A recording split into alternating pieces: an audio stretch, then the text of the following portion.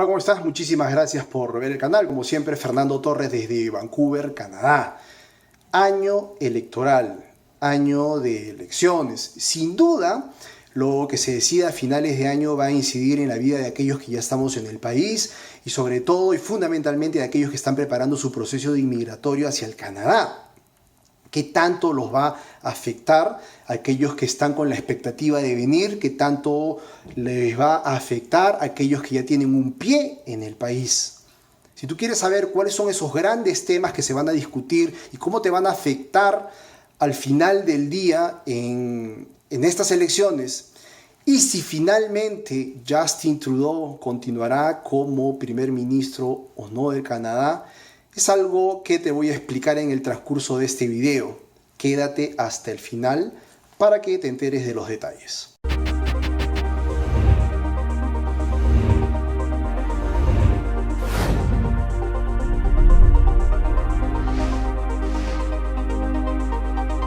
Año electoral, ¿no?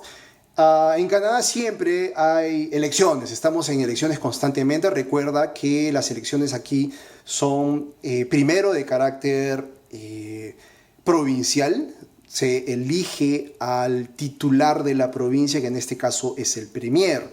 En Canadá no existen estados, existen provincias y territorios, que son circunscripciones territoriales que no tienen una autoridad política propia. ¿Okay? Entonces siempre estamos eligiendo premiers, que son las cabezas de las provincias, o como en este caso a finales de año vamos a elegir primer ministro. ¿Se quedará Justin Trudeau en el sillón del primer ministro o simplemente los canadienses le diremos hasta aquí nomás? Fíjate, ¿cuáles son los temas que frecuentemente se debaten y se discuten cada 4 años? Cada 4 años estamos frente al mismo discurso, cada 4 años estamos frente a los mismos acontecimientos trascendentales. El primer gran tema de toda campaña electoral y que tiene una incidencia directa en lo que va a pasar en los siguientes 4 años en el país es el tema de los energéticos, el tema de la energía. Fíjate, aunque Canadá ya tiene un compromiso para reducir a cero la emisión de gases que provienen de los combustibles de fuente natural como el petróleo, hay todavía un mercado importantísimo y hay una necesidad de utilizar los mercados que están emergiendo para seguir sosteniendo la economía canadiense. Esto en cristiano es muy sencillo. Dentro de 40 años vamos a dejar de producir lo que se produce ahora en Canadá en cuestión de energía. Tenemos 40 años para vender todo el stock que está debajo de nuestros suelos, que no es poco, que es una barbaridad. Ahora, claro, tenemos dos tendencias, una tendencia liberal y la otra conservadora, que a este punto en realidad ya parecen solamente una misma cosa. Quiero hacer un paréntesis acá y recuerda que los grandes actores de la política en Canadá son los partidos liberal y conservador, que es algo más o menos así como la copia norteamericana del Partido Demócrata y el Partido Republicano. Los conservadores son algo así como los republicanos y los liberales de Trudeau son algo así como los demócratas, con algunas grandes diferencias, pero en esencia sería básicamente lo mismo. Entonces este compromiso de reducir todas las emisiones de gas que vengan del subsuelo en función de la producción y de la extracción de estos productos se tiene que terminar. Ahora bien, pese al discurso liberal y conservador de hace unos años, Trudeau y este gobierno lo que ha hecho ha sido abrir nuevos mercados porque no se quiere depender únicamente de los Estados Unidos y no se quiere llevar todo este tema energético hacia nuevos mercados como los mercados asiáticos, la China, donde está realmente el dinero. Pero eso además tiene una consecuencia inmigratoria muy grande, porque si China es el objetivo, y eso es muy claro advertir, sobre todo en provincias como la de British Columbia, El tema comercial va de la mano siempre con el tema inmigratorio. Sin duda se seguirán favoreciendo los temas de inmigratorios en función de la posibilidad de que los mercados asiáticos sean aquellos donde finalmente el petróleo y los combustibles canadienses tengan como un destino final, ¿verdad? Fíjate que aquí hay una gran revolución energética con el tema sobre todo de los automóviles, ¿no? Hay muchos automóviles eléctricos en las calles porque la idea es que en 40 años este tema de la energía cambie totalmente. El segundo gran tema que se discute en este tipo de antesala electoral para escoger al primer ministro es el tema de acceso a la vivienda y de beneficios a las clases medias.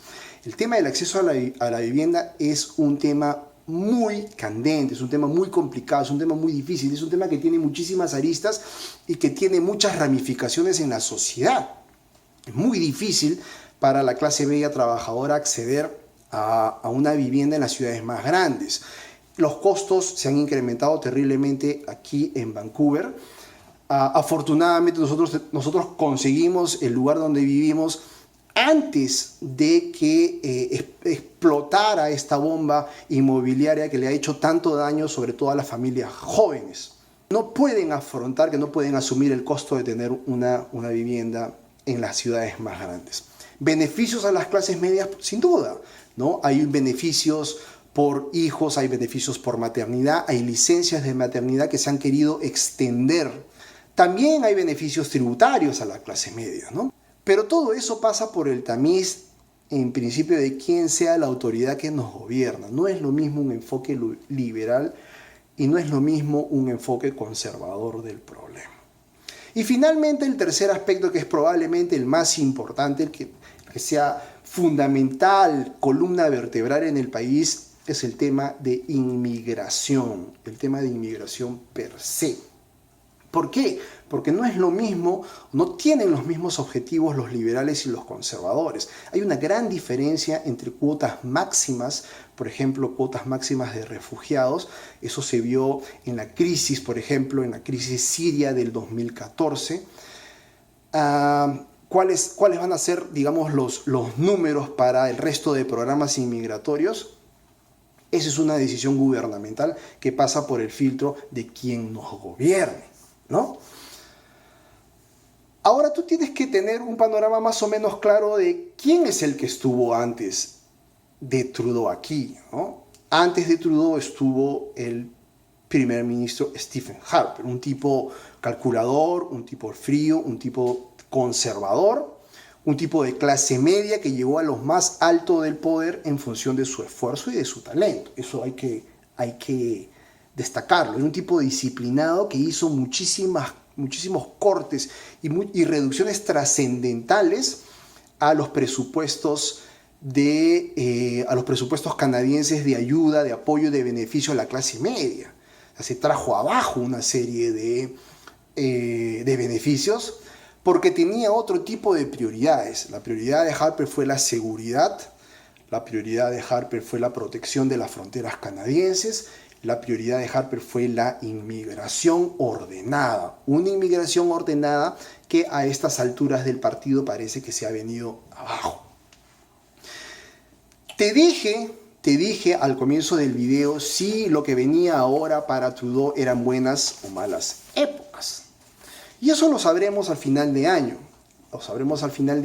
Trudeau llegó al poder no necesariamente por el aparato demoledor de un plan coherente del Partido Liberal. Trudeau llegó fundamentalmente por la decepción de los canadienses con relación a su anterior primer ministro Stephen Harper. ¿Qué pasó? ¿Por qué eligieron a Trudeau? Pese a que Harper había hecho recortes importantes a los beneficios de refugiados, de las clases medias, y tenía otra cosa en la cabeza, era un tipo ordenado económicamente y eso los canadienses lo valoraron demasiado, lo valoraron mucho. Harper fue reiteradamente reelegido como primer ministro y la tenía muy clara hasta pocas semanas antes de la última batalla con Trudeau. Lamentablemente ocurrió un hecho horroroso, un hecho tristísimo que fue la muerte del niño sirio en las playas turcas. Recuerda el niño Alang, que apareció muerto por desgracias de esta guerra atroz en Siria. Y la familia de ese niño había pedido refugio en Canadá antes de que pasaran estas circunstancias. La familia extendida de este niño ya vivía aquí en Vancouver, aquí en el barrio donde yo vivo, en Coquitlam. Y el gobierno lo negó. Esa fue la gota que derramó el vaso. Eso no se lo perdonaron a Harper, definitivamente, y eso fue lo que trajo abajo su gobierno. Trudeau tuvo la posibilidad de hacer una revolución en el gobierno de Canadá y no lo hizo básicamente por dos o tres cosas que quiero mencionar aquí. Por el despilfarro de la estabilidad económica que él encontró de su antecesor. Hay un déficit en este momento, un déficit terrible en la economía y en el presupuesto canadiense. Es el peor momento de la economía de un primer ministro sin guerra, ¿ok? Trudeau ha faltado a la verdad con relación a las reformas electorales que él prometió en campaña, que no las ha hecho, y reformas electorales que permitirían que no solamente los dos partidos de toda la vida sigan turnándose el gobierno del país. Lo prometió y no lo hizo. Su gobierno tiene poco más de 5 meses para seguir subsistiendo y no lo ha hecho y probablemente no lo haga nunca más. Trudeau mintió con relación a su vinculación con los aborígenes First Nations en Canadá. Él siempre sostuvo esta necesidad de conciliar y de buscar el acercamiento con ellos, pero lo que en realidad hizo fue firmar contratos de exploración y firmar contratos con empresas que simplemente extendieran las líneas que ya existían, las líneas pipeline, para hacer más largas y para hacer más eficiente el transporte de gas natural y hacer más eficiente el transporte de petróleo, sin consultar, desde luego, a los habitantes de las zonas que afectaba. Por esas razones es difícil que los First Nations consideren que Trudeau ha cumplido con su palabra. Y finalmente el escándalo Lavalin. El escándalo Lavalin tiene que ver con este Trudeau que miente y miente de una manera reiterada, de una manera constante, y miente y que demuestra simplemente un desprecio por la verdad. Pese a que existe abundante información de la presión que él ejerció para favorecer a esta empresa, simplemente Trudeau lo ha negado y veremos si el resto de canadienses lo considera un elemento fundamental al momento de acudir a votar. Las elecciones en Canadá son elecciones voluntarias. El que quiere va, el que quiere se queda en su casa mirando un partido de hockey. Ojalá que quien sea que sea elegido, si es Trudeau o es el representante del Partido Conservador, ponga atención a los procesos de inmigración, al desastre de las fronteras, a los agujeros que se han creado por la permisibilidad de la legislación de inmigración en determinadas circunstancias y en determinados casos. Hay que ponerle mucha atención a esos aspectos y estar siempre informados. Por supuesto, en este canal. Sígueme en el Facebook. Ahí estoy colocando información muy relevante para ti, para organizar tu proceso de la mejor manera. Espero verte en Canadá y espero verte muy pronto. Dan.